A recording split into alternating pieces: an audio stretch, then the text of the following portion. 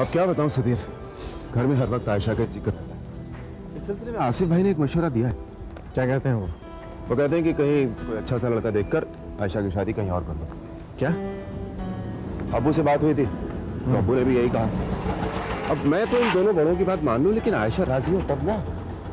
तुम सही कह रहे हो ज़हीर, आयशा इतनी आसानी से मानने वाली नहीं है। उसे प्यार से दुलार से मनाना पड़ेगा। मुझे तुम्हारी बात से इत्तेफाक है कि आयशा से जबरदस्ती नहीं करनी चाहिए। कल तो उसने नींद की गोलियां खा ली थी, इस बार कुछ और कर लिया तो ये तो वाकई बड़ी सीरियस प्रॉब्लम है। घर का हर इंसान उसे समझा समझा कर हार गया है। मुझे लगता था कि वो मेरी हर बात मानती है, लेकिन इस मामले में तो वो मेरी भी नहीं सुन रही। तो फिर बताओ इस प्रॉब्लम को कैसे सॉल्व किया जाए? यार एक तरीका है। क्या? देखो, तुम्हारा भी वो एक बड़े भाई की तरह अदब और एहतराम करती है, तो तुम अगर उसे एक बार समझा कर देखो तो हो सकता है मान जाए। ख्याल बुरा नहीं है, ठीक है, मैं एक बार कोशिश करके देखता हूँ। तो वक्त मुकर्रर करके और तुम उसे मिल लो। ओके, चल सी बाय बाय।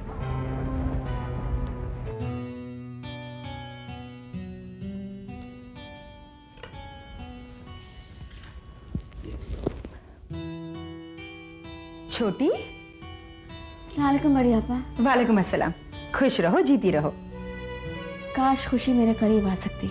खुदा खैर करे, क्या सारी खुशियां लूली लंगड़ी हो गई है जो तुम्हारे करीब नहीं आ सकती? छोटी, मेरी बात मान लो, तुम अपने सोचने का अंदाज बदल ही लो।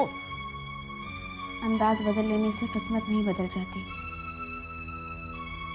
मैंने तो जिंदगी के कुछ खुशनुमा रंग चुराने चाहे थे, और बदले में मुझे क्या मिला? तंज के पत्थर, खामोशी का जहर। ये तुम कैसी बातें कर रही हो? हाँ, किसने तुम पर पत्थर मारा? बता मुझे। अगर मैं उन पर पत्थर ना मारूं तो मेरा नाम भी ताहिरा नहीं है।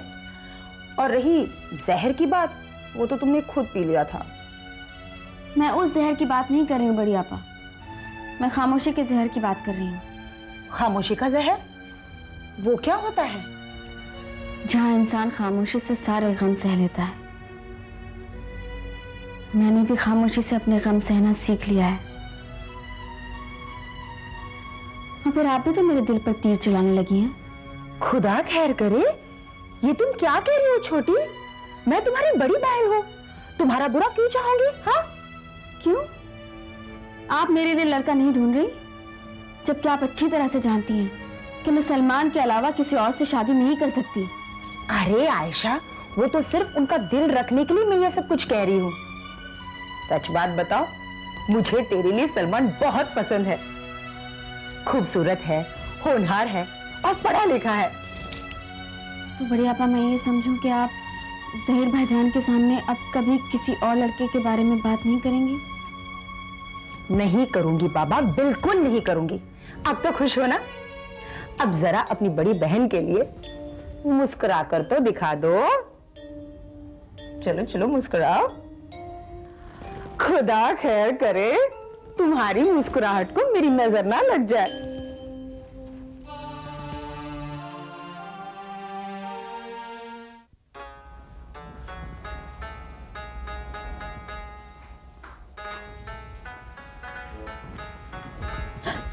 खुदा खैर करे, तुम फिर आ गई। फोन पर मैंने तुम्हें मना किया था ना। अम्मी अब्बू ने ये फूल भेजे हैं आयशा के लिए। हम सब अल्लाह ताला से दुआ करते हैं कि आयशा जल्द से जल्द सेहतयाब हो। खुदा खैर करे, 25 रुपये के ये फूल देकर क्या तुम लोग ये साबित करना चाहते हो कि ज़हीर अहमद के खानदान के तुम खैर खुआ हो? तुम्हारे अब्बू नहीं आए कोई बात नहीं, लेकिन क्या तुम्हारी अम्मी ने अपने पैरों में मेहंदी रचा रखी है? आप जो चाहें समझे, मगर जिस पाक जज्बे से ये फूल भिजवाए गए हैं उन्हें तो कबूल कीजिए। फूलों को लेकर आने का ये बहाना बहुत अच्छा है। खुदा खैर करे, मैं एक बार आयशा से मिलना चाहूंगी। खुदा खैर करे, रहम करो उस पर, रहम करो।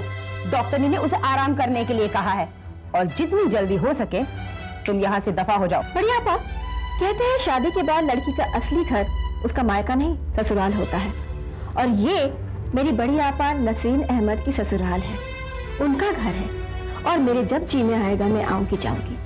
आपको मुझे रोकने टोकने का कोई हक नहीं बनता है। तौबा तौबा, कैंची की तरह तुम्हारी जबान चलती रहती है।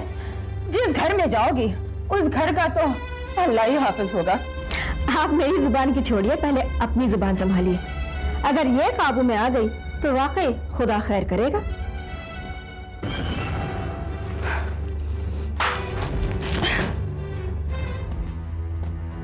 हाँ, अस्सलाम वालेकुम आपा।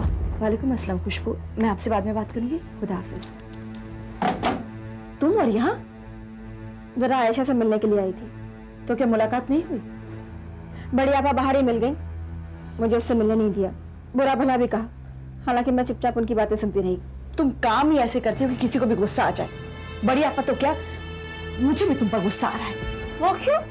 तुम एक फोन कर सकती थी यहाँ आने से पहले, ताकि मैं तुम्हें बता सकूं कि यहाँ आना तुम्हारे लिए मुनासिब नहीं है। बड़ी आपा तुमसे बहुत नाराज है। लेकिन आपा, उस दिन की गलती के लिए मैंने आपसे माफी मांग कर ली थी ना। लेकिन बड़ी आपा ने तो तुम्हें माफ नहीं किया ना। यानी कि मैं आपसे मिलने के लिए भी इस घर में नहीं आ सकती? नहीं, तुम मुझसे मिलने के लिए भी नहीं आ सकती। तुम यहाँ आओगी तो खामखा लोगों को उंगली उठाने का मौका मिल जाएगा। मैं तुमसे मिलने घर आ जाया करूंगी, इसी बहाने अब्बू में से भी मिल लूंगी। यानी कि बड़ी आपा के डर से मैं भाईजान से भी नहीं मिली। भाईजान से कुछ दिन नहीं मिलोगी तो कोई पहाड़ नहीं टूट पड़ेगा। और अब्बू से मिलने आते हैं ना भाईजान, तब मिल लेना। आपा, मैं नहीं जानती कि आप जो कुछ कह रही हैं वो सही है या गलत है। बस इतना जानती हूँ कि आप बड़ी आपा से बहुत ज्यादा डरती हैं। और आपा, जिंदगी इतनी डर के भी नहीं जी जाती। खुदा हाफिज।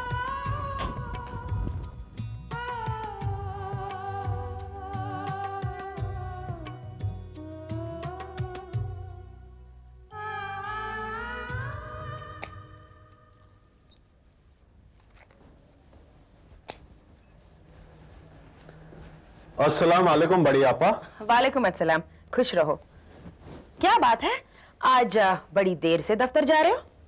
हाँ, कुछ जरूरी काम था और वहां से दुल्हे भाई से मिलने माइंस जाऊंगा।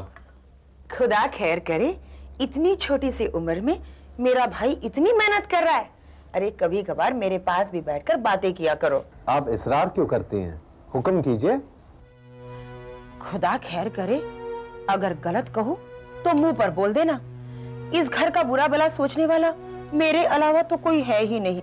आप सबसे बड़ी हैं, यह आपकी जिम्मेदारी भी है। लेकिन मेरी बात अगर लोग नहीं समझेंगे तो मैं अपनी जिम्मेदारी कैसे निभाऊंगी? कुछ हुआ क्या? खुदा खैर करे, मैं तुमसे जो कह रही हूँ अगर उस पर गौर ना किया गया तो बहुत कुछ हो जाएगा। क्या हो जाएगा? आप बताएंगे भी? देखो फिरोज, ज़हीर मियाँ ने बड़ी मेहनत से धन दौलत कमाई है। दौलत कमाना बहुत ही मुश्किल होता है, लेकिन गंवाना बहुत ही आसान। मैं समझा नहीं बड़ी आपा। मैं ये तो नहीं कहती कि ज़हीर मियाँ अपनी ससुराल की तरफ आंख उठाकर ना देखे। ससुराल वालों का भी हक बनता है अपने दामाद पर। लेकिन जिस तरह आए दिन उनके घर में कोई ना कोई मसला खड़ा होता है, अरे आदमी कब तक उन्हें सुलझाएगा? हाँ, रिश्तेदारी है तो सुलझाना ही पड़ेगा। हाँ, खुदा खैर करे, मैं कहाँ कहती हूँ रिश्तेदारी निभाई न जाए, लेकिन आंखें मूंद कर तो नहीं। आप साफ साफ क्यों नहीं कहती हैं? फिरोज, मुझे लग रहा है कि बहू बेगम ने ज़हीर मियाँ पर ऐसा जादू किया है कि वो सब कुछ जानकर भी अनजान बन गए। भाईजान पर कोई जादू वादू नहीं चल सकता। बस यहीं पर तो तुम पीछे रह गए। तुम्हें तो खबर भी नहीं कि बहू बेगम छुप छुप कर अपने घर वालों की मदद करती रहती है। मानती हूँ अल्लाह ने बहुत नवाजा है ज़हीर मियाँ को, लेकिन मेरे भाई, जिस तरह बूंद बूंद करके घड़ा भरता है, वैसे ही कतरा कतरा करके समंदर भी खाली हो सकता है। जब बहू बेगम वहां नहीं जा सकती, तब उसकी छोटी बहन खुशबू यहाँ चली आती है किश्त वसूलने। हाँ, भाभी और खुशबू के बारे में ऐसा सोच कैसे लिया आपने? उन दोनों पर इतना घटिया इल्जाम लगाते आपको शर्म नहीं आती? अपनी फितनागरी और तिकड़म बाजियों से कब बाज आएंगी आप? किस बात की कमी है आपको? क्यों सोचती हैं आप ऐसा? हाय हाय हाय, एक तो तुम ही बचे थे इस घर में, अब तुम भी मुझे आंखें दिखाने लगे। आंखें नहीं, आईना दिखा रहा हूं, वो भी सच का। आइंदा से आप ऐसी फजूल बातें मुझसे मत कीजिएगा। खुदा हाफिज। खुदा खैर करे, उन दो बहनों ने न जाने कौन सा जादू कर दिया इन दो भाइयों पर। बड़े मियाँ तो बड़े मियाँ, छोटे मियाँ सुभान अल्लाह। पता नहीं क्या समझती हैं अपने आप को, बड़ी है इसे लिहाज करके, वरना वो बातें सुनाती कि क्या हुआ, इतने गुस्से में क्यों हो तुम? अब्बू, मैं आयशा से मिलने गई थी। किससे पूछ कर गई थी तुम वहां? किसी से नहीं। अब मुझे आयशा की फिक्र हो रही थी। नींद की गोलियां खाने के बाद उसकी क्या हालत है, बस यही जाने चले गई मैं। नींद आई उससे? कहाँ, वो बड़ी आपा है ना, उन्होंने मुझे हॉल में ही रोक लिया और करने लगी उल्टी सीधी बातें। जब मैं गई नसीना आपा के पास तो उन्होंने भी मुझे डांट दिया। तुमने काम ही ऐसा किया? अब वो जानते हो उस घर से हमारे कितने नाजुक रिश्ते हैं। जो कुछ भी करो सोच समझ कर करो। खुदा ना करे तुम्हारे मुंह से अगर कोई गलत अल्फाज निकल जाता ताहिरा बीवी के लिए, तो जानते हो नसरीन की जिंदगी पर उसका क्या असर पड़ता? वो नसरीन का जीना हराम कर देती। मुझे इस बात का एहसास नहीं था अब्बू। इसीलिए मैं कहता हूं जो कुछ भी करो सोच समझ कर करो, और खुदा के लिए नसरीन के लिए और कोई मुश्किलें पैदा मत करो। और सुनो, आइंदा तुम्हें वहां जाने की जरूरत नहीं है।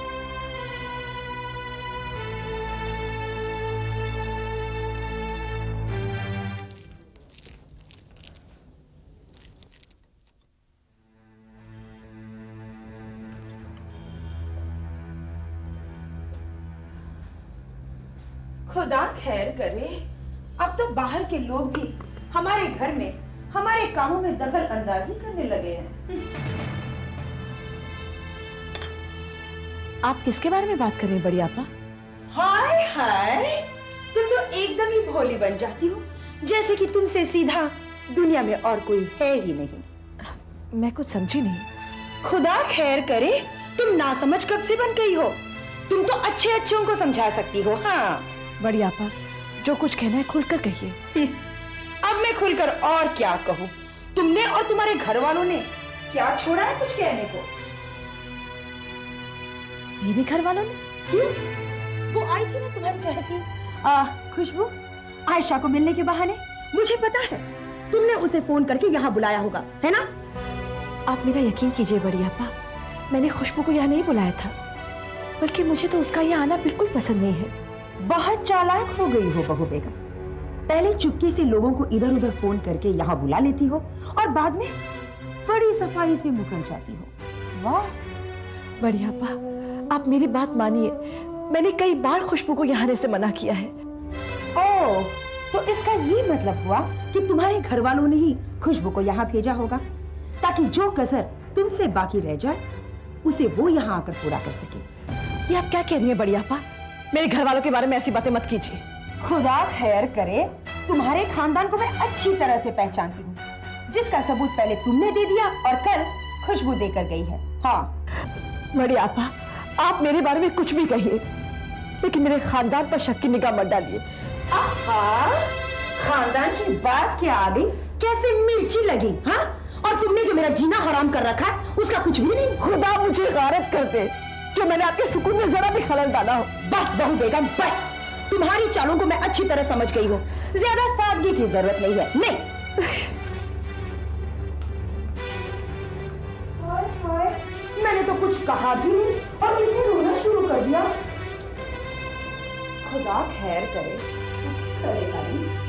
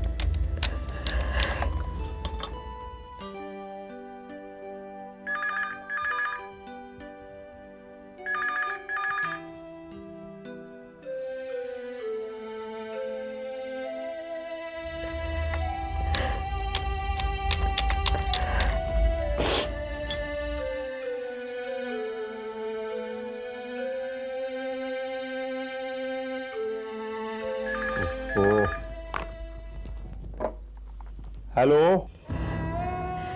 हेलो अब्बू, मैं नसरीन बोल रही हूँ। सब खैरियत तो है? अब्बू खैरियत ही तो नहीं है। क्या बात है बेटी, बहुत उदास लग रही हो।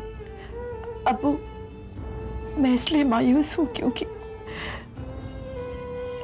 अब्बू मैं औरों की बातें खुशी से सुन लेती हूँ, लेकिन अपनों की वजह से आज जो मुझ पर ताने बरसाए गए हैं वो मुझसे बर्दाश्त नहीं हो सके। बेटी कौन है वो अपने जिनकी वजह से तुम्हें आज ताने सुनने पड़े? अब्बू, मैं खुशबू की बात कर रही हूँ। उसे क्या जरूरत थी बड़ी आपा के सामने जबान चलाने की? जब मुझे उनसे कोई शिकायत नहीं है तो खुशबू होती कौन है मेरे घर के मामलों में दखल देने वाली? अब्बू, आज मुझे अपने साथ साथ आपके बारे में भी ऐसे अल्फाज सुनने को मिले हैं जिनका मैं तसव्वुर भी नहीं कर सकती। बेटी मुझे बहुत अफसोस है कि खुशबू ने ताहिरा बीवी के सामने बोलने की हिमाकत की, और इस हिमाकत के लिए मैंने उसे बहुत डांटा भी है। अब वो आइंदा ऐसी खता कभी नहीं करेगी। अब्बू, मैं भी यही चाहती हूँ। बेटी, हम सब यही चाहते हैं कि तुम हमेशा खुश रहो। अच्छा अब्बू, अब मैं फोन रखती हूँ। खुदा हाफिज। खुदा हाफिज मेरी बच्ची।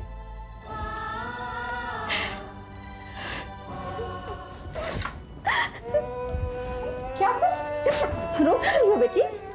क्या हुआ बेटे? सबके सब बस मुझे ही डांटते रहते हैं, किसी ने डांटा तुझे? जैसे कि नसरीन आपा से मिलना कोई गुनाह हो। किसने डांटा तुझे? अब्बू ने? सभी डांटते हैं, नसरीन आपा भी डांटती है, अब्बू भी डांटते हैं। ओह, देख बेटे, नसरीन आपा से मिलने को मना नहीं करते, लेकिन तुम्हारे अब्बू ये चाहते हैं कि ताहिरा को कुछ बोलने का मौका ना मिले। ठीक है, आप लोग नहीं चाहते कि मैं वहाँ जाऊँ तो नहीं जाऊंगी, हरगिज नहीं जाऊंगी, कभी नहीं जाऊंगी मैं। लेकिन तुम तो जानती हो ना क्यों तुम्हें वहाँ मना करते हैं जाने के लिए। हाँ जानती हूँ, उस बड़ी आपा की वजह से ना। लेकिन अम्मी जान, ऐसा तो उन मुजरिमों के साथ भी नहीं होता है जो कैद की सजा काट रहे होते हैं। उनको भी तो इजाजत होती है ना अपने लोगों से मिलने की। लेकिन हमारी आपा एक ऐसे घर में रहती है जहाँ वो खुद नहीं चाहती है कि अपने लोगों से मिले। वो एक ऐसे घर में कैद है वो।